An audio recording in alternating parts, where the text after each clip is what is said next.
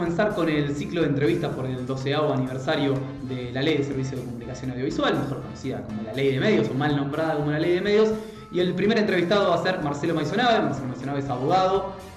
tiene una maestría en Derechos Humanos, justamente en Derecho a la Comunicación. Así que bueno, hola Marce, bienvenido. Bueno, Ramiro, muchas gracias y también felicitaciones por este ciclo. Bueno, para empezar a meternos en la ley y en el derecho a la comunicación, ¿qué crees que de importancia tuvo la ley en la ampliación de derechos justamente a la accesibilidad de la comunicación para la comunidad? Bueno, la Ley de Servicios de Comunicación Audiovisual del año 2009 es un hito fundamental en la construcción del entendimiento del derecho a la comunicación en su faceta colectiva. Representa un hito jurídico, digamos, pero que tiene que ver con una construcción social de muy larga data, de mucha militancia de la comunicación popular, comunicación democrática, distintos ámbitos de la comunicación, periodistas, comunicadores, universidades, sindicatos, etc., que logran finalmente en el año 2009 la sanción de la ley, largamente reclamada y largamente militada, que justamente, como te decía recién, logra instalar una discusión que en Argentina estaba ausente o estuvo ausente durante muchos años, que era la dimensión colectiva de la comunicación. La cuestión clásica o liberal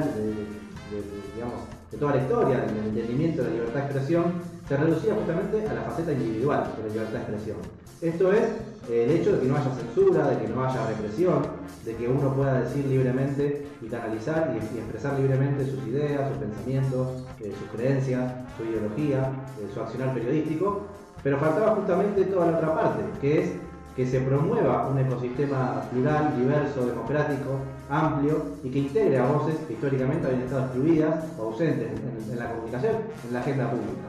Entonces me parece que la ley en ese sentido representa un avance fundamental que no solamente se termina en la ley, por eso también me interesa hablar de la ley como parte de un proyecto político que tenía que ver con la construcción de la comunicación, de la cultura, como un fenómeno popular, como un fenómeno que tenía que democratizarse en Argentina, no solamente por esos años, sino es un reclamo que, como te decía recién, una deuda que tenía la democracia argentina desde el año 83. Todavía estaba vigente hasta el año 2009 la ley de la época de la dictadura, del año 80. Entonces me parece que regular la radiodifusión, la televisión, las licencias de manera democrática, con un gobierno legitimado y con un Congreso que obviamente representa la totalidad de las posiciones políticas del país, era un hecho muy necesario, muy urgente y por suerte se logró en el año 2009. Uno de los conceptos claros de la ley, o los más discutidos por plantearlo, era la cuestión antimonopólica, que un poco charlábamos. Pero en sí, la ley, además de esos artículos 2 o 3 que fueron tan polémicos, que llevaron a todo lo que vivimos con la estigmatización de la ley, con la persecución propia que fue recibiendo la ley, hasta llamada como Ley de Medios CAI, hasta un poco nosotros decimos el término Ley de Medios, aunque solo regulaba las cuestiones audiovisuales. También ha quedado vieja cuando uno la ve porque solo regula las cuestiones que tienen que ver con la televisión y la radio y no con los medios digitales. Pero sacando esos dos artículos tan polémicos que son los que han traído un poco la discusión y los que han parecido que la ley no salió. Hoy en el día a día que vivimos y en cómo se regulan los medios de comunicación por esta ley que es aprobada, ¿en qué lo vemos? Claramente que no tenga que ver justamente con lo monopólico, sino en la que es la apertura de diferentes posibilidades de la ley que cambiaron a esa ley de radiodifusión del año 80. Bueno, primero una cuestión que también me parece importante marcar, el hecho de que la ley sea vieja o no sea vieja. Eso me parece también para reflexionar. De mi parte, obviamente, si uno analiza todo el fenómeno de la comunicación reducido a una única ley, obviamente que una ley va a quedarse corta o vieja de manera inmediata por la evolución que tiene la tecnología de la comunicación. Ahora, si analizamos una ley dentro de un contexto, no solamente jurídico, sino social, distintas normativas, distintas prácticas, obviamente que la ley hay que complementarla, digamos. Por eso en esos años, te decía recién, no fue solamente la ley de servicios de comunicación, también teníamos lo que fue la ley argentina digital, con la creación de las TIC en su momento, todo el proceso de construcción de la SAT y toda la tecnología satelital para las comunicaciones, el apoyo al cine nacional, a la cultura nacional, el fútbol para todos mismos, es decir, el conectar igualdad, obviamente también una política de comunicación. Todo un conglomerado de políticas públicas que tenían un proyecto político, o que estaban basadas en un proyecto político de democratizar el acceso a la comunicación y a las tecnologías de la comunicación. Entonces me parece que analizar solamente la ley como si fuese vieja o no vieja, en todo caso todas las leyes van a quedar viejas siempre, porque el derecho siempre viene un paso atrás del fenómeno social. Entonces, en ese sentido, obviamente la convergencia tecnológica, que es un producto de los últimos, si se quiere, bueno, no sé, es difícil poner siempre los límites, pero bueno, se habla de convergencia en los últimos 10, 15 años, ya se hablaba de convergencia en la época de la ley, pero bueno, sobre todo se reforzó en los últimos años. Si vamos al caso, por el año 2009 recién empezaba el fenómeno de las redes sociales, estaban todavía en una posición incipiente. Obviamente en 2021 el espectro tecnológico y el uso de la tecnología de la comunicación es muy diferente del año 2009, pero no tenemos que siempre reducir a una ley a la regulación de todo el fenómeno de la comunicación. Eso por ese lado. Pero si tenemos que describir cuáles eran los tres objetivos o los tres grandes marcos donde se presentaba la ley y donde tenemos que evaluar en todo caso, hacer un balance, dónde tuvo más éxito y dónde tuvo menos, yo lo dividiría en tres campos. Uno, el que hablamos recién, el de la cuestión antimonopólica, la desconcentración de un mapa de medios en Argentina extremadamente concentrado, de los más concentrados de América Latina, e incluso podríamos decir del mundo, que la ley intentó justamente reducir o combatir o limitar esa concentración empresarial, digamos, en pocas manos de la totalidad o de la gran parte de los medios de comunicación. O sea, había, y hay todavía hoy, un mercado de medios muy concentrado, prácticamente monopólico en algunos casos, u oligopólico en otros casos. Ese era uno de los objetivos, o sea, reducir esa concentración. Otro gran objetivo era fortalecer los medios públicos, los medios estatales, la producción del Estado en lo que es materia de comunicación y cultura, con justamente el desarrollo, el impulso a muchos medios públicos y además a la creación de nuevas herramientas, como la Defensoría del Público, por ejemplo, o como los consejos asesores en materia de medios de comunicación, con representaciones plurales, con representaciones de pueblos indígenas, con representaciones de espacios religiosos, digamos. Se intentó construir por primera vez en Argentina, porque no se había hecho hasta el momento, una conducción del sistema de medios plural, democrática, con participación ciudadana, es decir, con un contralor permanente de las asociaciones civiles, con la Defensoría del Público, con una cuestión de educación en la comunicación, para justamente modificar las prácticas que se reproducen permanentemente en los medios, sexistas, racistas, discriminatorias, mercantilistas, bueno, toda una serie de prácticas que obviamente se contradicen con todo el paradigma de derechos humanos. Por eso también,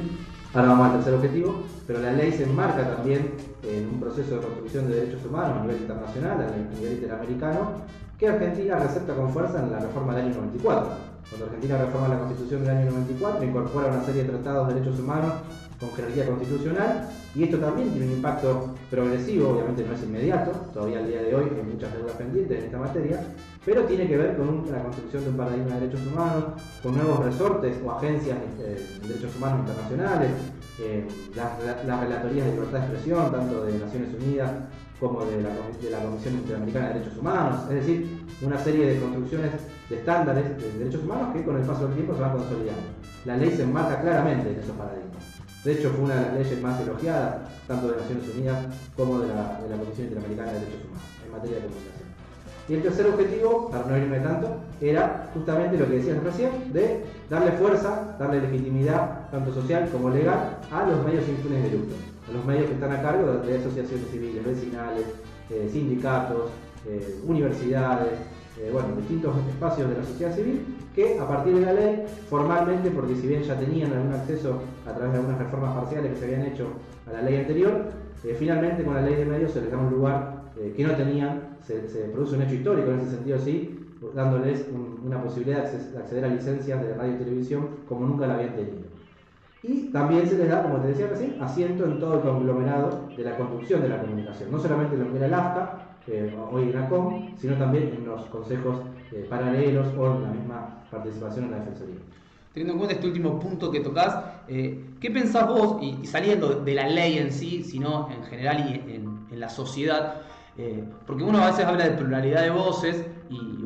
igual, aunque los medios comunitarios o los medios sin fines de lucro le podríamos poner, o medios que no tienen la lógica empresarial para explotarse,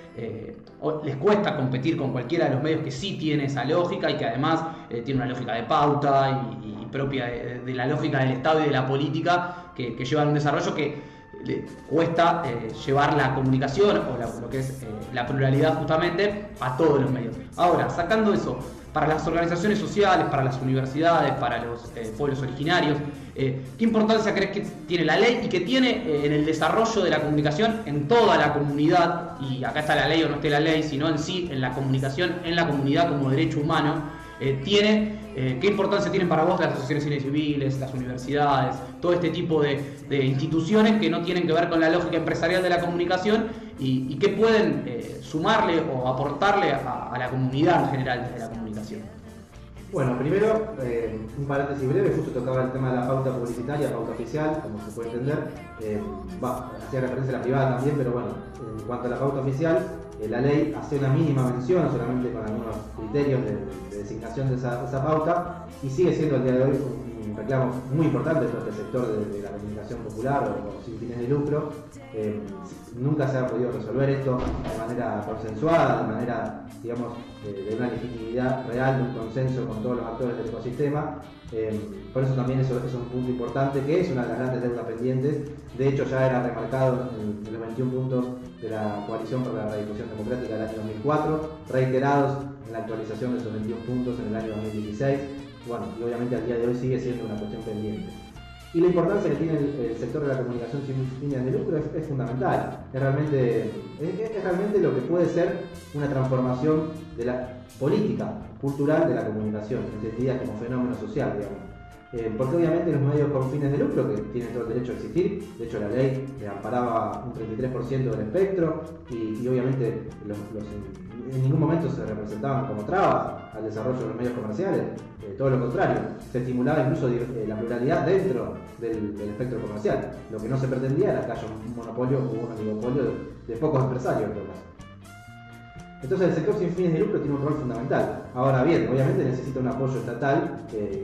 mucho más fuerte que el sector privado, o el sector privado con fin de lucro, porque carece muchas veces de herramientas, de equipos, de tecnología, de espacios, y de capacitaciones y de tiempo humano muchas veces, porque obviamente todo este sector no tiene los recursos económicos para solventar lo que son los sueldos o las inversiones en distintos proyectos. Entonces, bueno, la ley sí tenía en cuenta este punto y en ese sentido se han creado los FOMECA a través de la ley, los fondos de apoyo a este sector, que durante muchos años tardaron en ejecutarse. Recién creo que fue por el 2012, si mal no recuerdo, los primeros fondos que se han ejecutado. Pero bueno, cuando entraban en una dinámica interesante, 2012, 13, 14, 15, cuando entraban ya en una dinámica interesante de aporte al sector sin fin de lucro, llega el gobierno de Macri y en esos años sí se pulverizaron, se congelaron, se licuaron, muchas veces no se ejecutaron tampoco, no se hacían las convocatorias de los FOMECA, que habían representado en esos primeros años de la ley un soporte fundamental para el desarrollo de estos medios sin fines de lucro. FOMECA que están nuevamente retomándose estos 2 años, 2020-2021, nuevamente siendo una herramienta fundamental para estos sectores. Y bueno, en ese sentido sí me parece un desafío muy grande continuar, expandir los FOMECA, que tiene incluso a través de la ley una definición de cómo se recaudan, cómo se obtienen esos fondos, que muchas veces es a través de las multas que aplican los distintos organismos de control de la comunicación. A la par que se hace este desarrollo, esta inversión del Estado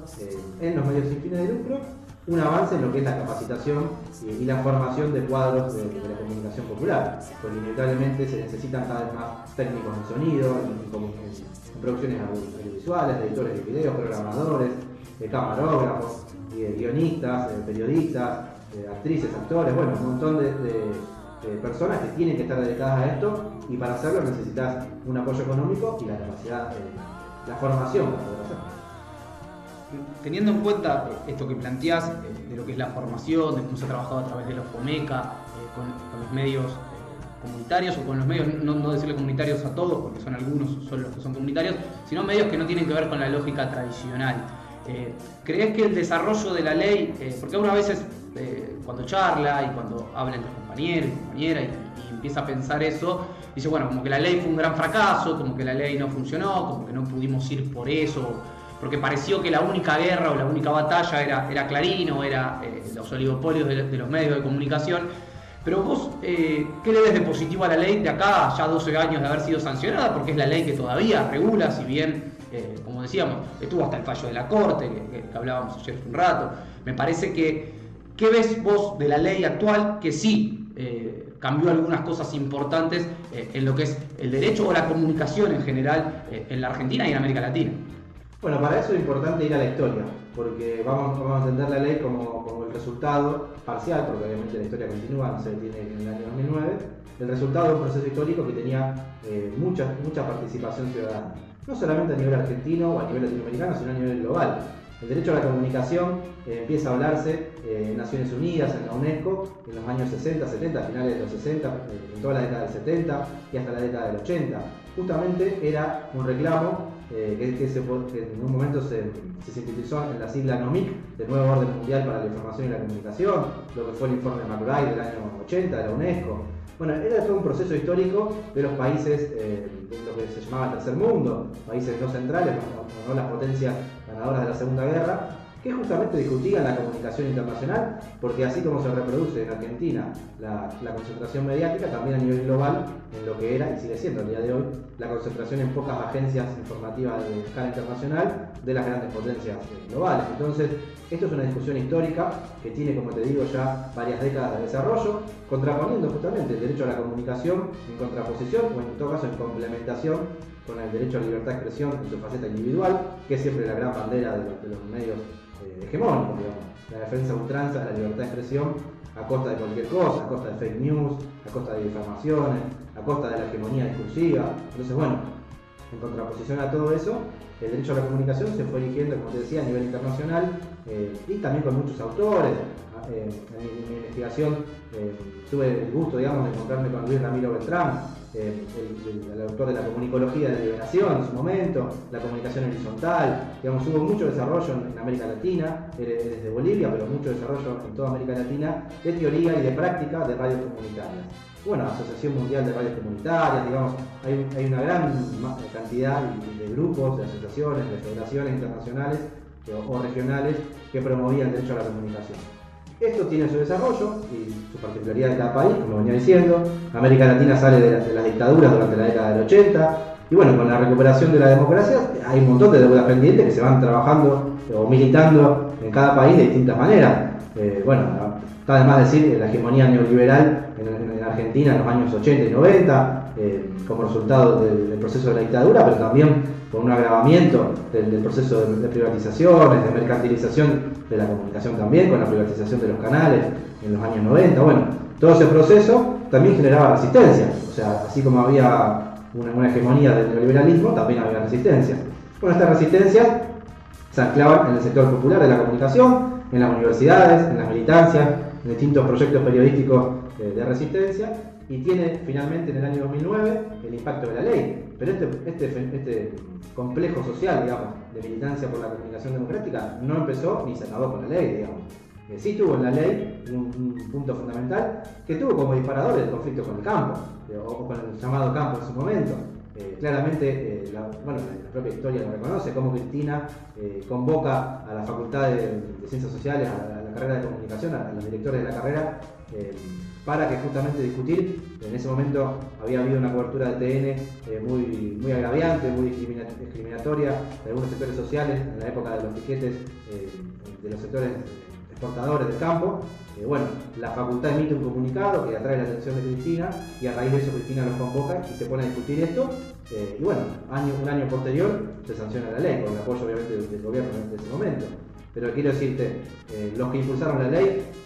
no creen para nada que esto haya sido ni una derrota ni un fracaso, porque es parte de su militancia. Y bueno, del año 2009 a hoy, obviamente hubo un retroceso no solamente en la comunicación, digamos. El gobierno de Macri significó un retroceso en todos los derechos humanos, en todos los ámbitos de la vida, de la economía, de la educación, de la salud, bueno, de la cuestión del endeudamiento externo, digamos, poder judicial, bueno, en todos los ámbitos que vamos a analizar vamos a encontrar un retroceso. Entonces,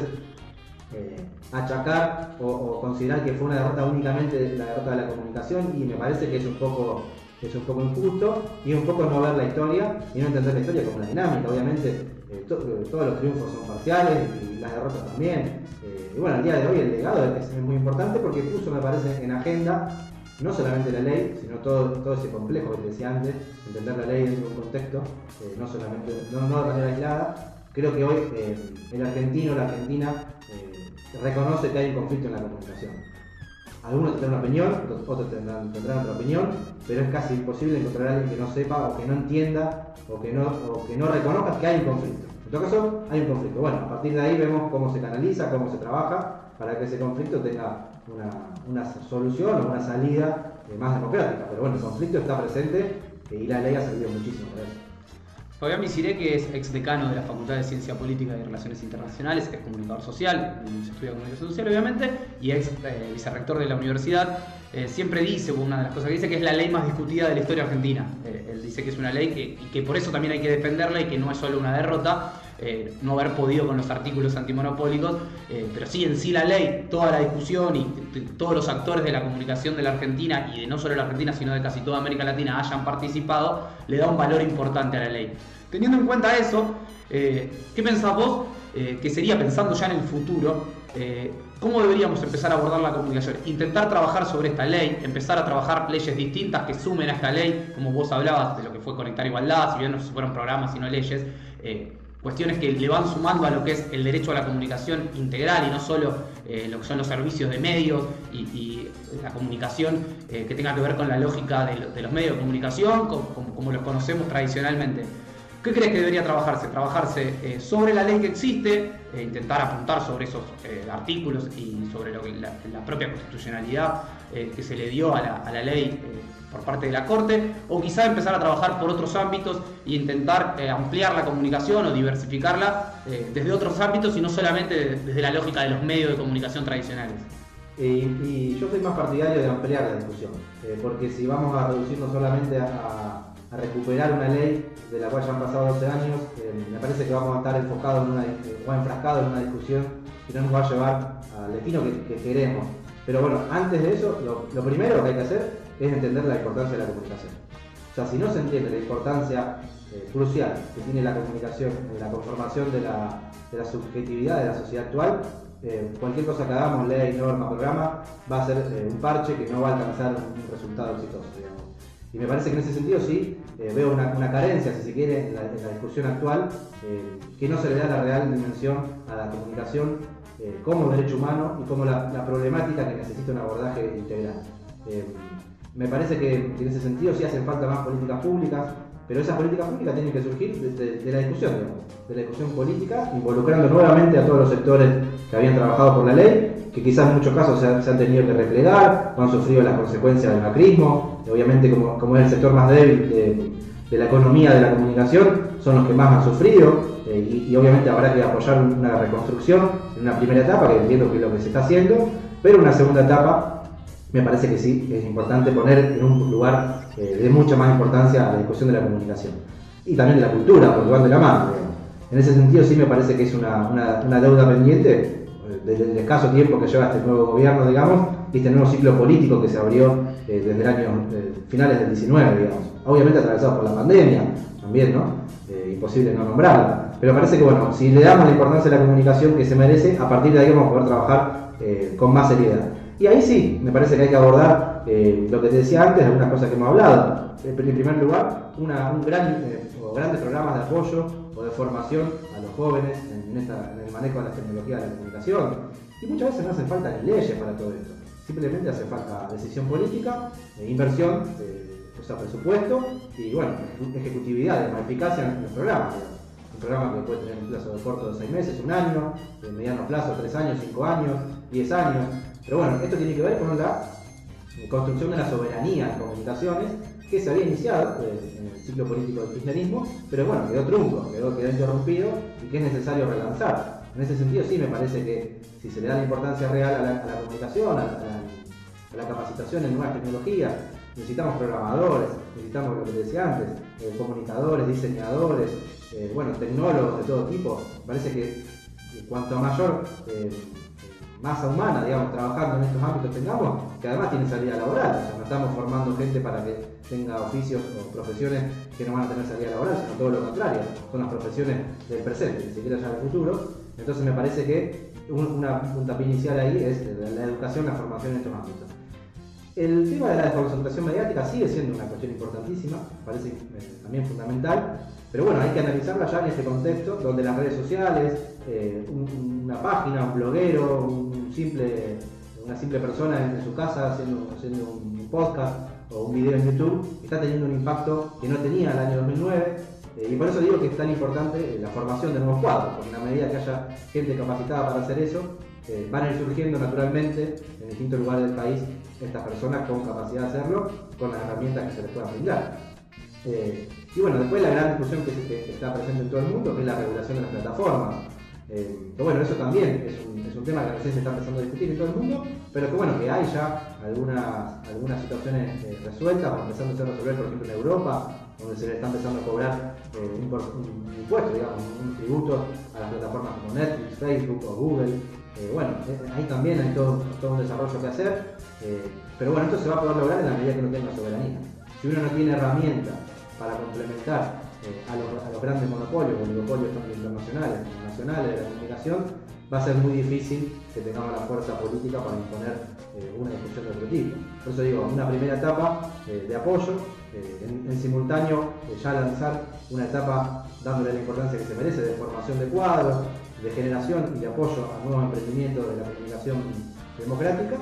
Y bueno, en un segundo plazo sí se podrá ir, o una tercera etapa en realidad, ya se podrá ir a una nueva discusión por una desconcentración que se repite en Internet, porque la concentración que vemos en los medios tradicionales se repite en Internet también, y como te decía recién, la autorregulación de las plataformas es una problemática muy grave, muy importante también atender en materia de derechos humanos, discurso de odio, fake news. Bueno, vimos las intervenciones de lo que fue Cambridge Analytica en las elecciones, tanto en algunas elecciones europeas como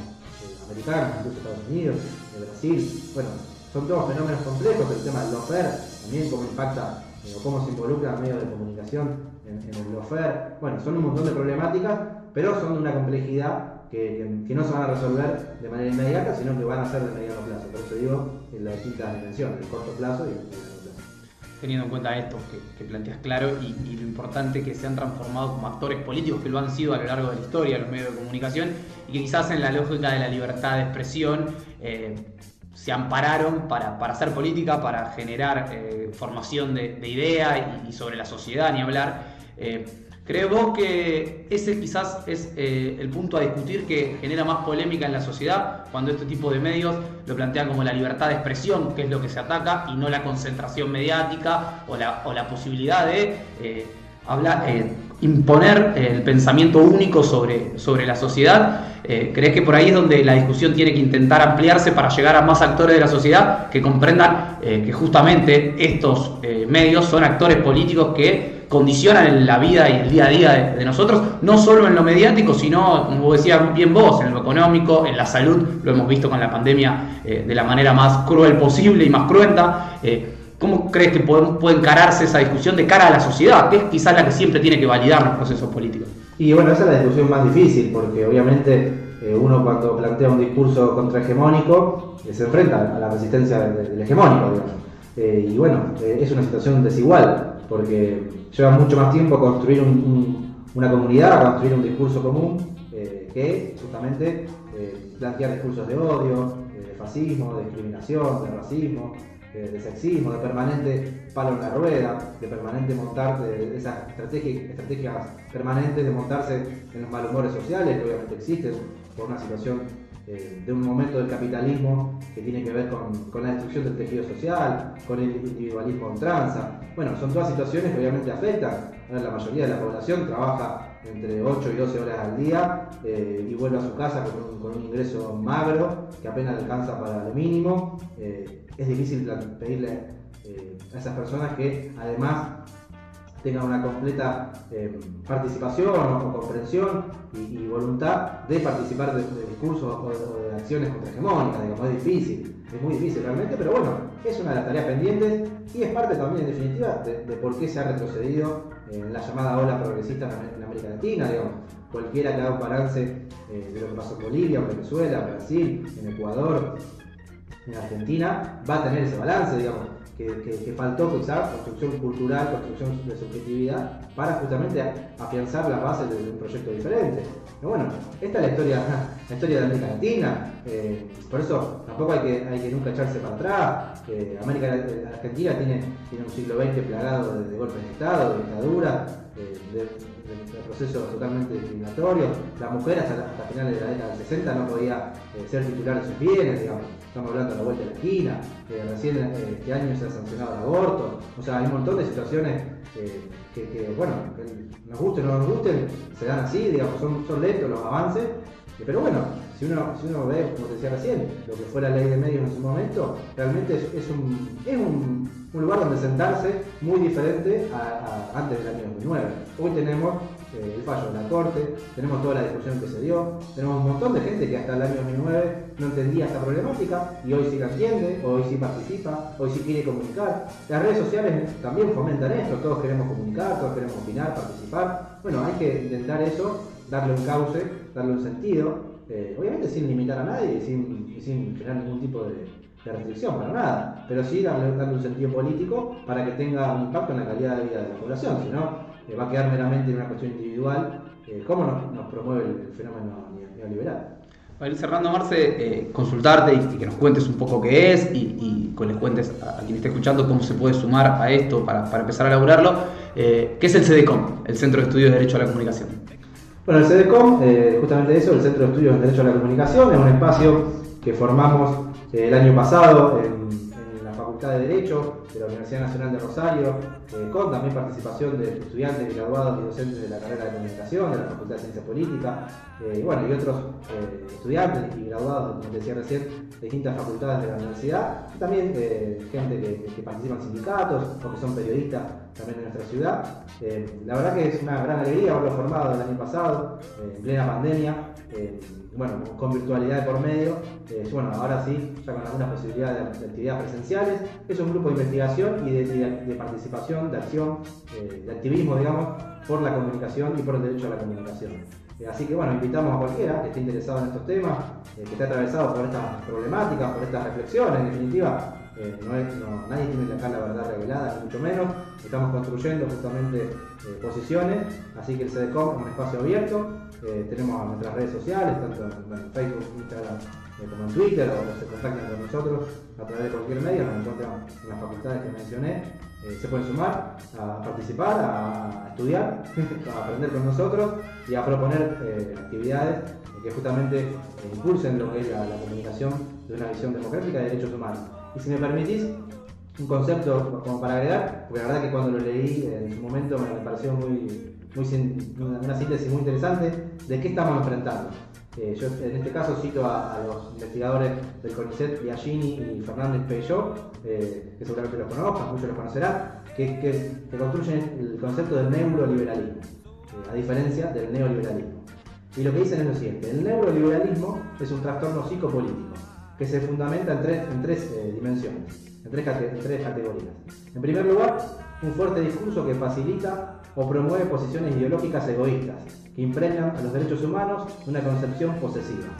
En segundo lugar, un neodarwinismo que torna imposible la construcción de comunidades e incluso amenaza la existencia del individuo, en tanto se basa en un liberalismo de mercado que olvida al otro y a uno mismo. Y en tercer lugar, un disciplinamiento psicosocial que busca mercantilizar las relaciones sociales para despolitizar a los individuos y de este modo entorpecer las potencialidades de los proyectos de liberación. Me parece que esta idea del neuroliberalismo, si la analizamos con estas tres categorías que nos brindan los investigadores, tiene que ver con el fenómeno que estamos enfrentando. Y tiene que ver obviamente con las dificultades, porque si tenemos enfrente un enemigo que construye, que tiene poder, que tiene unas redes internacionales muy poderosas, que construye cultura y que intenta justamente debilitar nuestras relaciones, despolitizar, todos estamos en buena medida despolitizados también. Tenemos que entonces, a partir de una contraposición a estos paradigmas, construir una comunicación, una cultura de derechos humanos y justamente para tener una sociedad más solidaria, más vivible, digamos, en definitiva, que vamos a vivir en paz. Muchas gracias, Marce. Gracias a vos. La verdad que muchas gracias.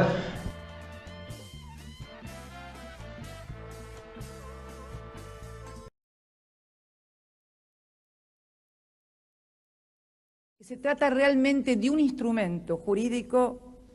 que ha sido trabajado con una seriedad, con una profundidad que va a permitir precisamente en un esquema como el que estamos proponiendo de foros regionales a lo largo y a lo ancho del país, debatir sobre un tema que es central y que es la posibilidad de que todos los argentinos tengan derecho a la expresión y que todos los argentinos tengan derecho a aquellos bienes de carácter social que no pueden ser monopolizados por un sector, ni por una empresa, ni por nadie que crea en un mundo como el que estamos viviendo que puede ser dueño de la palabra, del pensamiento y de la expresión de todo un pueblo. Como lo charlábamos con la gente de la Coalición Democrática el año pasado, esta ley no está solamente, la ley vigente, invalidada por el origen, que por cierto es grave, dictatorial. Está también invalidada porque ha sido tal el salto tecnológico, ha sido tal en pocos campos como en el campo de la comunicación, hemos tenido una evolución tan vertiginosa como en los últimos 20 o 30 años. Necesitamos entonces un soporte jurídico precisamente para que la incorporación de esas nuevas tecnologías no ahonde la brecha digital y deje a la mayoría de la sociedad fuera de la modernidad y fuera de un sistema de comunicación que precisamente tiene que ser una garantía de que todo el mundo pueda expresarse y de que todo el mundo pueda acceder a toda la información. Por eso, esa expresión, una ley para que todos puedan hablar y también para que todos se puedan informar, comprendiendo la información, no lo que alguien quiere que se sepa, sino realmente todo lo que sucede, para que cada ciudadano, cada ciudadana pueda formar su propia opinión. Si ustedes me dijeran, ¿qué espero del resultado de esta ley? Es que cada uno aprenda a pensar por sí mismo y decida pensar no como le marcan desde una radio, desde un canal, sino que precisamente pueda acceder a toda la información, a todas las voces, a todas las creencias religiosas, a todas las creencias políticas, para que entonces ese ciudadano decida, él pueda decidir a qué Dios le quiere rezar, a qué partido puede ingresar, quién es el que no le gusta, quién es la que le gusta. En definitiva, yo creo que solamente